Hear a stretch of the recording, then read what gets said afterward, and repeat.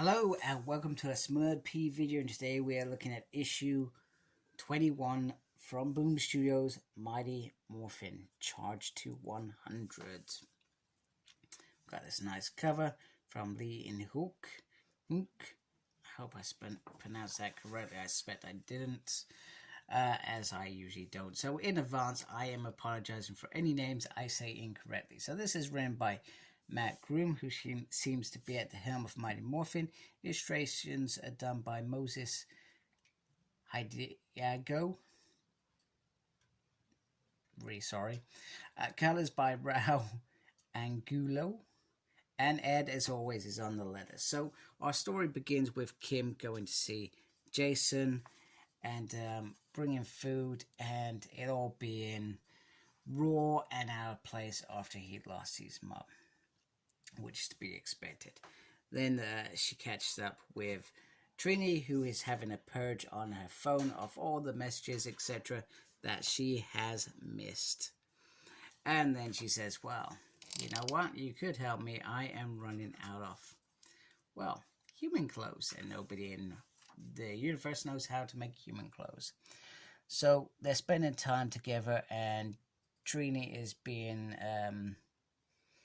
not different. She says, being out in the universe, we should be able to wear what we want culturally, because does it actually really matter?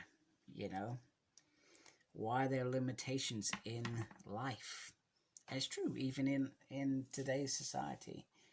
Why should we be limited to what's expected of us? We should be able to go out and be whoever we want to be, wear whatever the hell we want to be, and just enjoy life. Because let's be honest, life is traumatic enough as it is. So we get, so Trini's caught up Kimberly, but not quite. So, and I didn't think about this, actually. I really didn't think about this.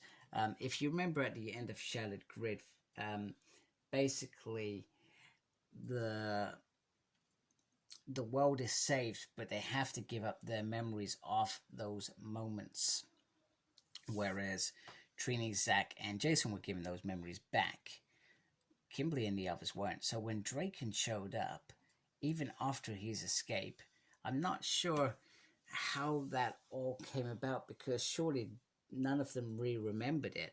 And at some point, I'm going to have to go back and reread those issues where Draken landed on Earth running from the Imperial Rails and was hidden, etc., and was in prison, and then the Omega Rangers freed him. The Omega Rangers knew who he was.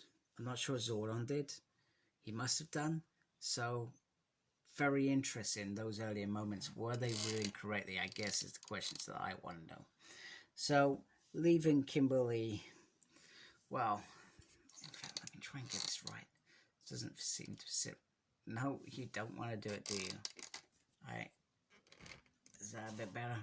I'm hoping that's a little bit better. There we go. So Trini goes off to create plants. Now, Kimberly is frustrated. And just so I'm clear, we are in season 2 of Power Rangers. Rita and Zed haven't got married, and nor has certain things in the future happened.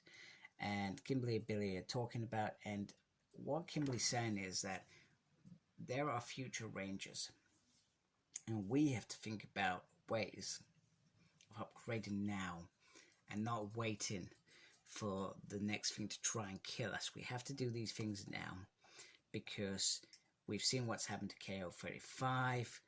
There's lots of villains out there, etc., etc., and there is a future beyond us. So it's almost like we need to make sure that we survive this experience, because she doesn't know if she survives this experience for these new Rangers take over. She doesn't know what's going to happen. She goes after the Commonwealth Games. I hope that's correct in what I've just said. So Tommy comes and sees Kimberly, and she doesn't want to talk about these things that are frustrating her, but she does want to rope him in anyway. And she says she loves him, which is really cute. And this is her flashback. This is her worry, because she knows that Tommy has been killed. So she goes to see Tommy, and Tommy and Kimberly go to see Billy. Billy says, I've been looking at some of the projects and prototypes, etc., and I've got this prototype that we could explore. So I can send you both in the pocket dimension, so you can use this new power and therefore give it a test run, etc., and we can see what the data is and try and figure out how it works. So they morph into action, which is pretty cool. And there are some old villains, it's Angel Grove, and there are some new villains as well. So he tells them to do the activation phase. So when I was scanning this the other day, I just saw this page. I thought, metallic armor powered up. Wait a minute, there's cat in this? Have I missed this? No, this is the early days of metallic armor being a potential weapon. And just for confirmation, there it is. Power Rangers Lightning Collection. And also, I got this today as well. Sorry. So check out my review of that later. Anyway, moving on. So they're really enjoying the metallic powers.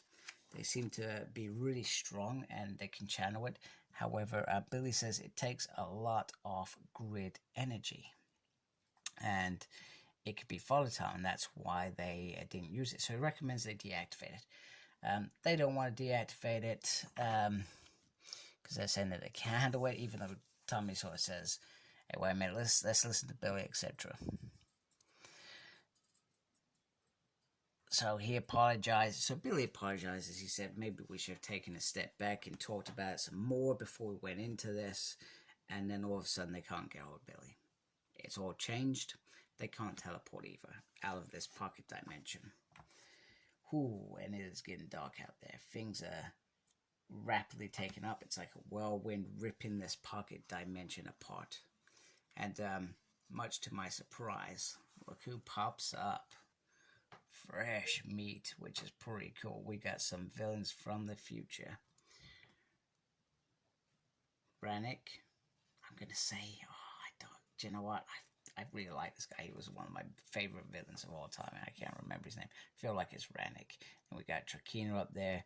We got some other folks down here, which I'm trying to recognize, but not doing a very good job of remembering. So, a really good issue. And like I said, I was actually before I read it, I was quite excited because I thought I was going to be saying, Matt's giving him metallic armor, but it's the wrong season. But he hasn't. He's done a really good job just keeping things ticking over, because I think that's what these next couple issues are before 100.